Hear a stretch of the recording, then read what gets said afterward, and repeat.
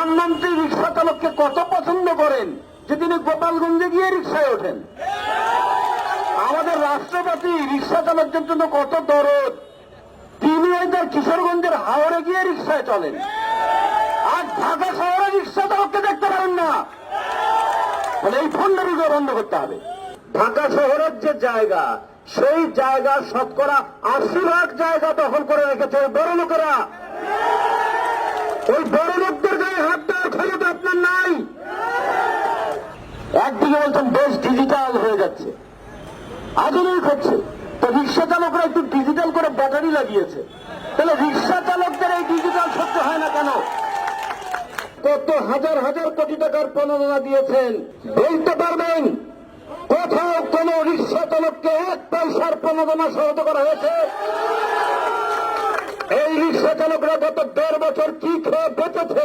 ঢাকা শহরে এই যে ৫৫০-৬০০ কিলোমিটার ব্যাপী যে বিভিন্ন ধরনের রাস্তা আছে, এইখানে কি স্বরাষ্ট্রমন্ত্রী তাদেরকে কোলে করে নিয়ে যান? পানির আরেক নাম জীবন। তাহলে পানির মূল্য বৃদ্ধি করে তারা জীবনের ব্যয় বাড়াতে চায়, আর আমাদের পাশে যারা দাঁড়িয়েছেন তারা জীবন চালাবার জন্য রিক্সার হ্যান্ডেল হাতে নিয়েছিলেন। তাদেরকে আজকে জীবিকা থেকে উচ্ছেদ করবার জন্য এই সরকার ষড়যন্ত্র করছে। একদিকে পানির দাম বাড়াচ্ছে, আরেকদিকে জীবনটাকে কঠিন করে তুলছে। আমরা অনেক আগে থেকে এই কথাটা বলেছিলাম সমাজতান্ত্রিক শ্রমিক ফ্রন্টের পক্ষ থেকে, ব্যাটারি চালিত রিক্সা যে ব্যাটারিতে চলে, ব্যাটারি দিয়ে যে ভ্যান চলে, সেই ব্যাটারিকে এই রিক্সা চালকরা তৈরি করেছে। সেই ব্যাটারি তৈরি হয়েছে চীনে। আমদানি করেছে কারা? আমদানি করেছে বাংলাদেশের ব্যবসায়ীরা। বিক্রি করেছে কারা? বাংলাদেশের ব্যবসায়ীরা। তখন কি সরকার নাকে তেল দিয়ে ঘুমিয়েছিলেন? আজকে এরা যখন ৫০,০০০, ৬০,০০০ টাকা খরচ করে মহাজনের ঋণ নিয়ে, কখনো কখনো এনজিও ঋণ নিয়ে একটা রিক্সা ভ্যান কিনে, সরকার যাদেরকে চাকরি দেয় নাই, কি খেয়ে বাঁচবে তার খোঁজ নেয় নাই, তারা নিজেরা যখন নিজেদের বাঁচার ব্যবস্থা করেছিল, তখন সরকারের টনক নড়েছে, তখন সরকার লাথি মেরে তাদেরকে রাস্তা থেকে তুলে দিতে চায়। এই ঘটনার আমরা তীব্র নিন্দা করি। আমরা হিসাব করে দেখিয়েছিলাম, বাংলাদেশে ব্যাটারি চালিত রিক্সা,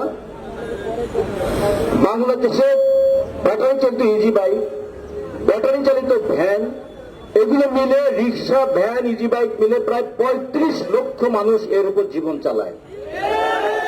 এই করোনার সময় কত হাজার হাজার কোটি টাকার প্রণোদনা দিয়েছেন? বলতে পারবেন কোথাও কোন রিক্সা চালককে ১ পয়সার প্রণোদনা সহজ করা হয়েছে?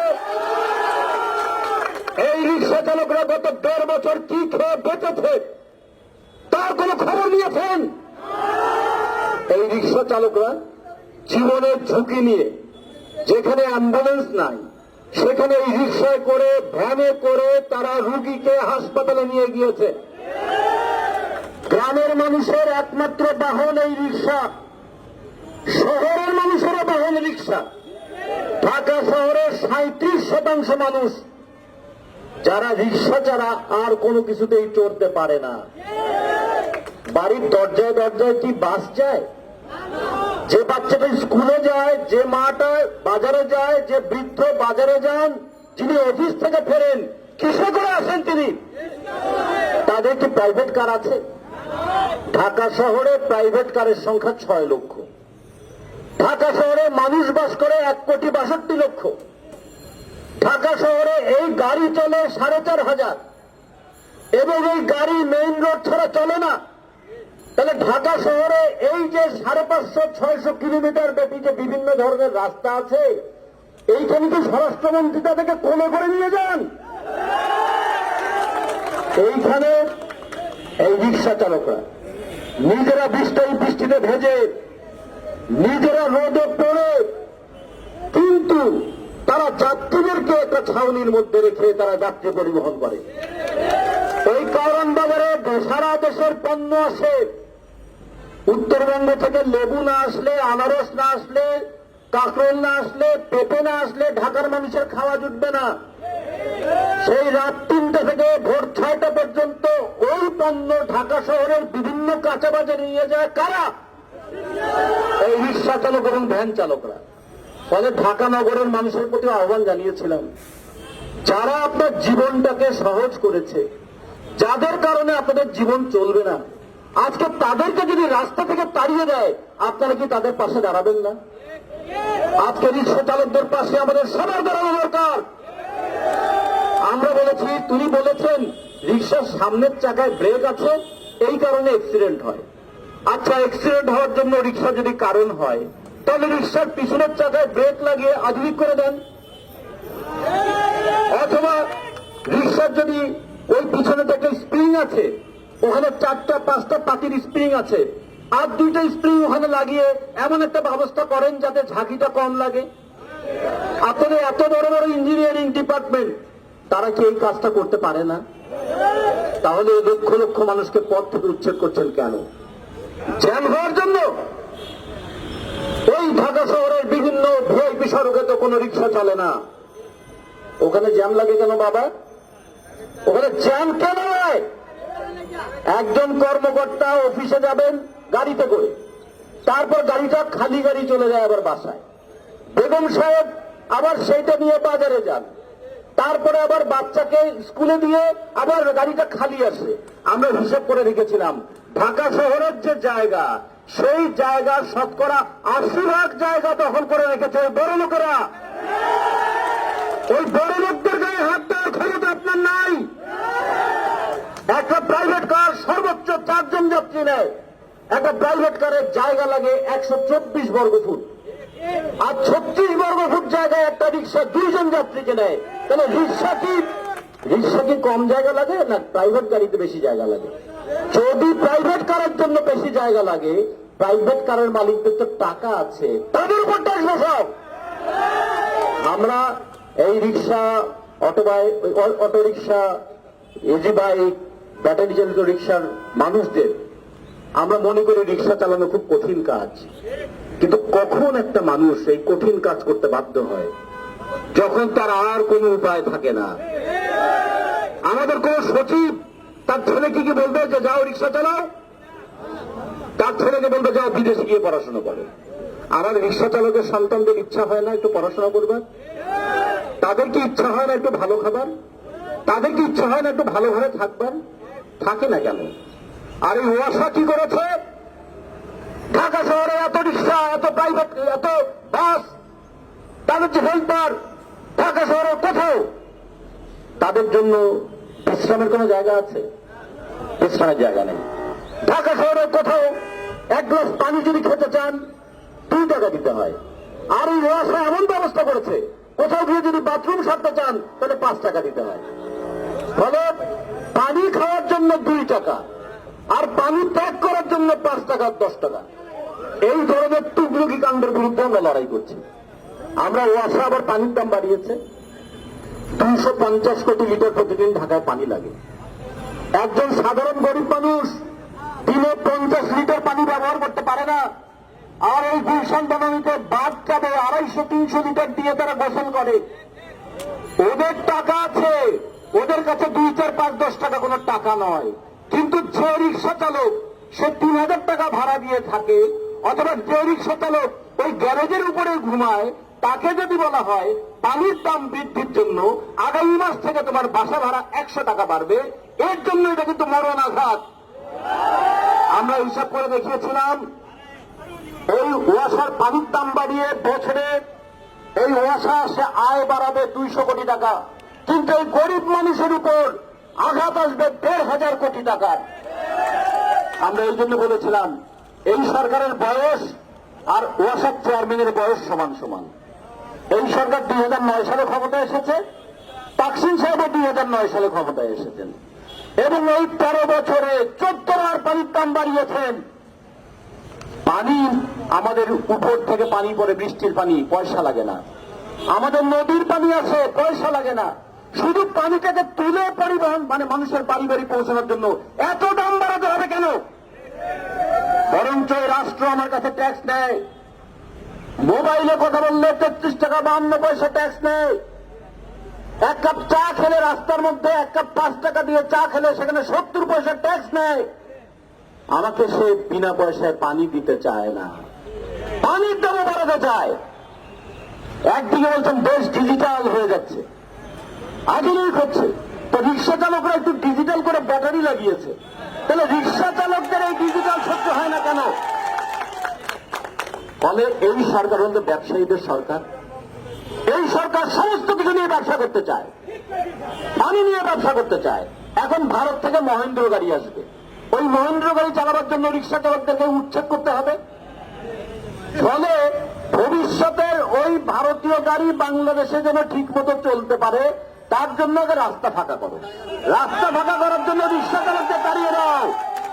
আমরা এই ষড়যন্ত্র বুঝি, কিন্তু বুঝলেও পারি না। কেন পারি না? কারণ আমাদের শক্তিটা ঐক্যবদ্ধ নয়। প্রধানমন্ত্রী রিক্সা চালককে কত পছন্দ করেন যে তিনি গোপালগঞ্জে গিয়ে রিক্সায় ওঠেন।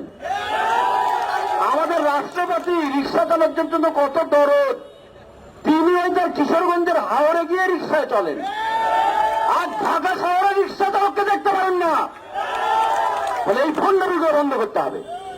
ফলে একদিকে ওয়াসার পানির দাম বৃদ্ধির এই যে ষড়যন্ত্র, সেটা যেমন আমরা মোকাবেলা করতে চাই, আর একদিকে মানুষের জীবন এবং জীবিকা নিয়ে যে ষড়যন্ত্র করছে তার বিরুদ্ধে আমরা লড়াই করে চলতে চাই।